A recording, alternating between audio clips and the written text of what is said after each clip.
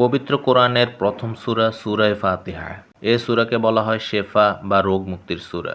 রাসূলুল্লাহ সাল্লাল্লাহু আলাইহি ওয়াসাল্লাম এ সূরাকে দোয়া, শেফা এবং হেদায়েতের চাবিকাঠি হিসেবে বর্ণনা করেছেন। নানা হাদিসে সূরা ফাতিহার কিছু বিশেষ আমল এবং উপকারিতা উল্লেখ আছে, যা মুসলিম জীবনের অত্যন্ত ফলপ্রসূ। আজ আমরা জানব সূরা ফাতিহার কয়েকটি পরীক্ষিত আমল এবং এর ফজিলত। ব্যথার জন্য আমল। ফজরের সুন্নত নামাজ ও ফরজ নামাজের মধ্যবর্তী সময়ে ৪১ বার সূরা ফাতিহা পড়ে চোখে ফু দিলে চোখের ব্যথা দূর হয়ে যায়। এছাড়াও শরীরের যে কোনো স্থানে যদি ব্যথা হয়ে থাকে তাহলে সেখানে ফু দেওয়া হয়, তাহলে ব্যথা উপশম হয়। রিজিক বাড়ানোর আমল। শেষ রাতে ৪১ বার সূরা ফাতিহা পড়লে আল্লাহ তাআলা রিজিকে বরকত বাড়িয়ে দেন।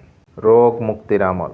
৭ বার সূরা ফাতিহা পড়ে পানিতে ফু দিয়ে ৪০ দিন রোগীকে পান করার ব্যবস্থা করলে আল্লাহ তাআলা তার অসুস্থতা দূর করে দেন।